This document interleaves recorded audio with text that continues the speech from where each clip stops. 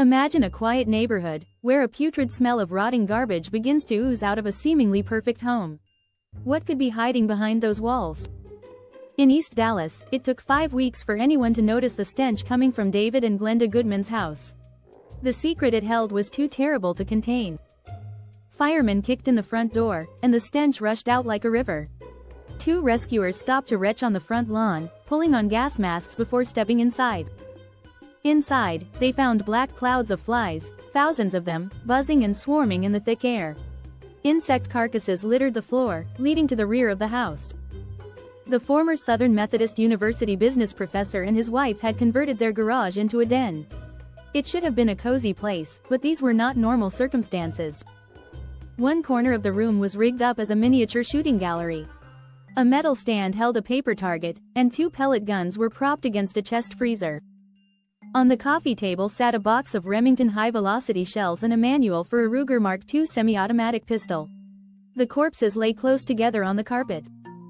David and Glenda had been dead for more than a month. Each had been shot once with a gun placed against the skull. The house was locked, and nothing was missing. Police concluded that the Goodmans had carried out a double-death ritual.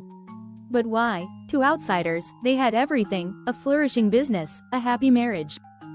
What outsiders didn't know was that the Goodmans had embarked on a bizarre spiritual journey. They believed they were no longer David and Glenda, but Jupiter and Venus, the Roman god and goddess. They had visions of the Purple Realm, a place of high temples and shimmering pools. They believed they had lived 800,000 lifetimes and were waging a deadly battle with evil, black lords. Glenda had written of her agony in an aborted letter to her son. "I am extremely depressed right now, and would love to have the nerve to kill myself," she wrote. Handwritten journals suggested that they had planned their deaths for months. They had pressed pistols to their heads on what they considered to be the direct spoken instructions of God. The God to whom they spoke had his own earthbound emissary, a 52-year-old Dallas spiritual guru named Terry Lee Hoffman. If the Goodmans had opened a Pandora's box, it was Terry who had handed them the key. Terry had introduced and married them, schooled them in her strange brand of New Age gospel, and handed them mind-altering, white pills, to help them transcend their physical bodies. Before the Goodmans died, their gifts to Terry Hoffman had totaled more than $110,000. And they were by no means the first among Hoffman's followers to meet a premature end. Among Hoffman's followers, 8 lives had come to a premature end. 5 committed suicide, and 3 others died in sudden accidents. Several of the victims had experienced enormous pain and mental anguish. A lawsuit filed by 2 of Terry's stepchildren accused her of having caused or contributed to a string of deaths through hypnosis, behavior modification, mind control, and manipulation of emotions. The Dallas District Attorney's Office began a criminal investigation.